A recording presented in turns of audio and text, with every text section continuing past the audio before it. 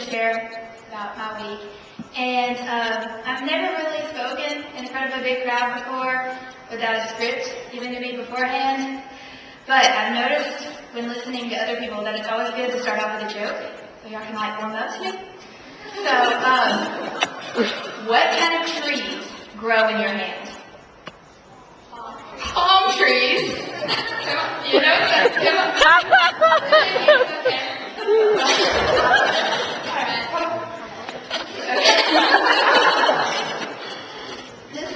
I finished my freshman year in high school, and so this was my first mission trip.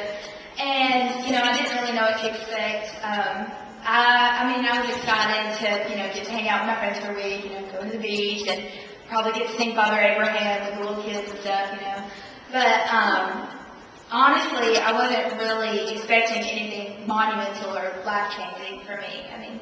But God really proved my expectations wrong big time.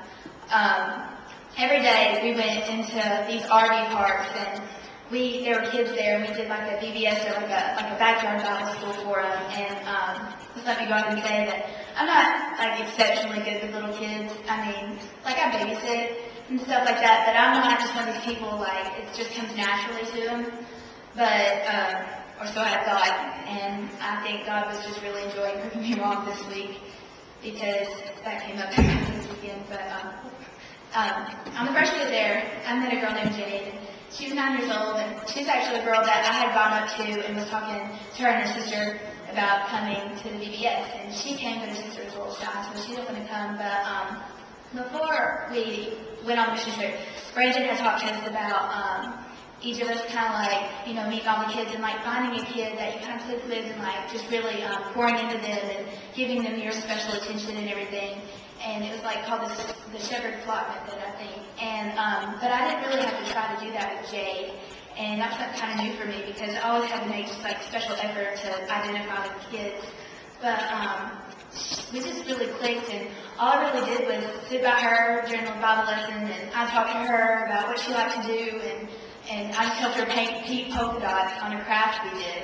But we just really clicked, and she felt really special.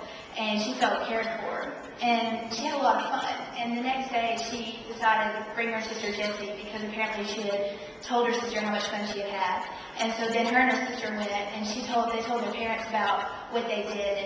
And I don't know if they were saved or if they were a Christian family or not, but I know they told their parents. And so just paying that extra attention just to one little kid created a huge chain reaction that I'll probably never know all the effects of that happened. And being with her this week, she probably won't forget it for a long time. And I know she felt really special and everything, but that little 9-year-old girl changed my life, and I know I'll never forget it because being with her showed me that, God can put you somewhere where you think you're not supposed to be. You're like, oh God, I'm not supposed to be here, which I don't know why I said that to God anyway, because He's got it under control, and I'm nowhere near that. But He can put you somewhere where you think you're supposed to be, and you're not supposed to be, and prove you wrong big time, and you get a real blessing out of it. And being with her also showed me that little things, just like pink polka dots, can make a lot of big things happen.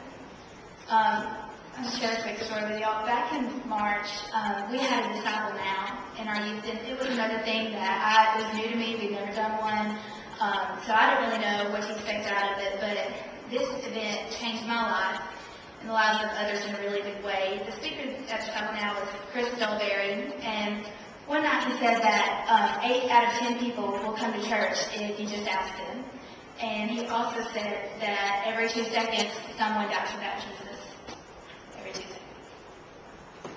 And that night, I experienced conviction like I never had before, and I made the choice to expand my witness instead of just wasting my time like I have been, just doing nothing and not making any kind of difference. And so, ever since that weekend back in March, I started to pray for a person, and I didn't know who I was praying for, but I was praying for them, and I just was asking God, to give me somebody that I can have a chance to pour into. And when you ask God for a chance to share your faith, He'll give you a chance.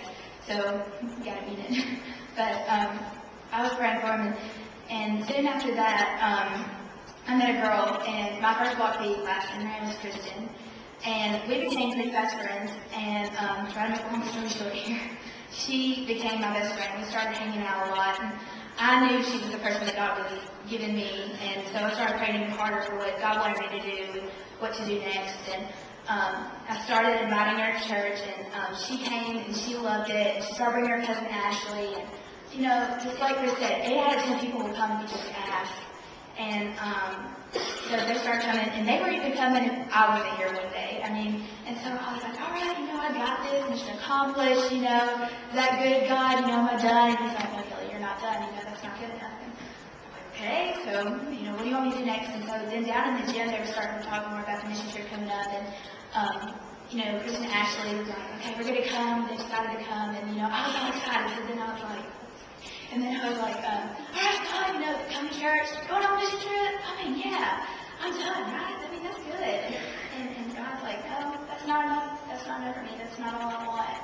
And so I was praying even harder for this mission trip because I was wanting something to come out of it. And they don't know this, but I had been praying for them for months, and I had people praying for them. So once they got on the trip, like Ethan said, it was just a great service. Everybody was praying with everybody, and it was bringing us a lot closer. And I already prayed with Kristen, and so did 2 other girls. And you know, I was like, okay, you know, God, you know, I was standing there and I was praying, and I was like, should I talk to her? And you know, what do I do? And he's like, you know, Kelly, you talk to her. And I'm like, well, you know, I don't want to feel like she's being attacked because, you know, 3 people have prayed with her. You know, that's enough. And, you know, I was just like, you know, that's the devil telling me that.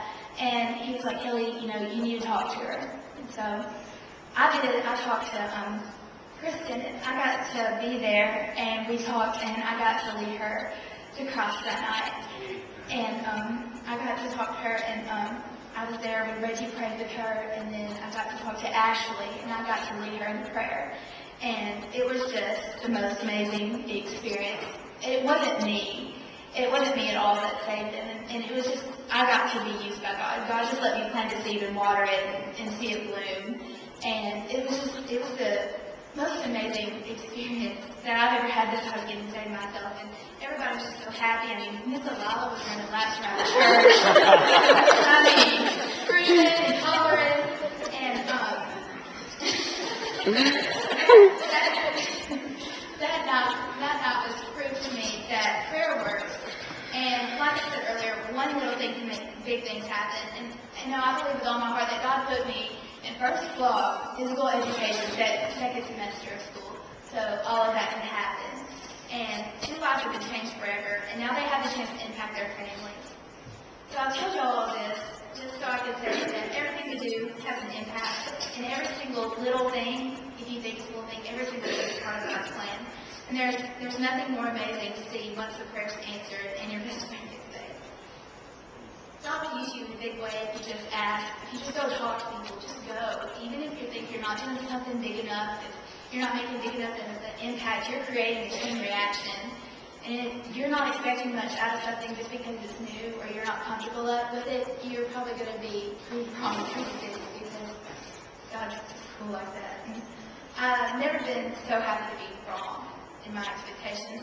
And if you're here tonight and you're not saved and you don't have that assurance in Jesus and you're not a child of His, I just want to tell you, you know, please don't wait.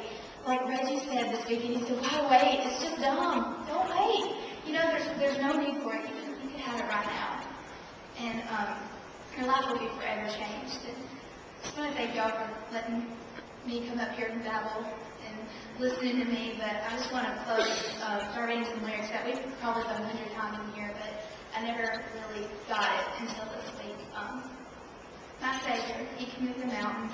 My God is mighty to save. He is mighty to save. Forever, author of salvation, He rose and conquered the grave. My Jesus conquered the grave.